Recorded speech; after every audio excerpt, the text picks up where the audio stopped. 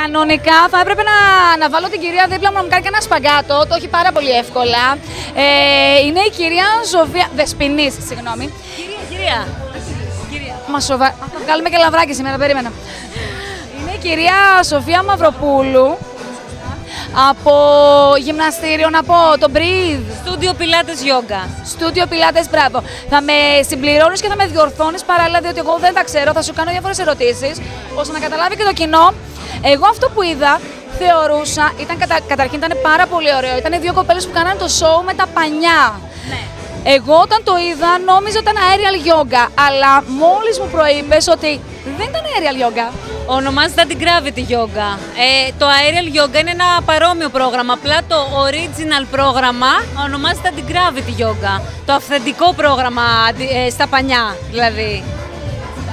Έχει γίνει λίγο, είναι πιο γνωστό βέβαια το... Ως Aerial.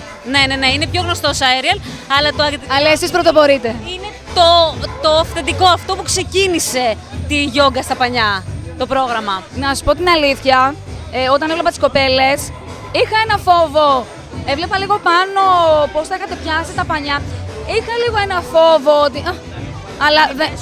Μην πέσουν. Όχι, οι κινήσεις είναι συγκεκριμένες και όταν κάνουμε μάθημα ξέρουμε ακριβώς τι κάνουμε και μπορούν να το κάνουν όλοι. Αυτές οι δύο κοπέλες είναι μαθήτριες. Αυτές οι δύο κοπέλες είναι δασκάλες μας. Είναι δασκάλες. Καλά, καταρχήν ήταν φοβερές, έτσι. Πολύ καλές, πάρα πολύ καλές. Κατερίνα και Ελένη. Θα σας βρούμε στη Χαλκίδα. Θα μας βρείτε στη Χαλκίδα. Είμαστε κοντά στην πυροσβεστική Σιόκου 7 και έχουμε συγκεκριμένα μαθήματα, συγκεκριμένες ώρες με τμήματα με λίγα άτομα. Άμα θέλει μια κυρία λίγο πιο μεγάλης ηλικίας και ίσως λίγο πιο εύσωμη, μπορεί να έρθει. Βέβαια μπορεί. Έχουμε κυρίες που κάνουν πιο μεγάλες σε ηλικία και εννοείται που είναι πιο εύσωμες. Δεν υπάρχει ρατσισμός. Όχι καθόλου. Μπορούν όλοι να κάνουν, αρκεί να παρακολουθήσουν κάποια αρχικά μαθήματα. Μετά μπορούν να κάνουν όλοι. Έχει τη βάση της.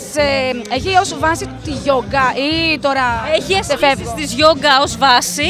Και μετά υπάρχουν ασκήσεις που γίνονται στο έδαφος και ασκήσεις που γίνονται στον αέρα. Συνδυάζουμε και τα δύο.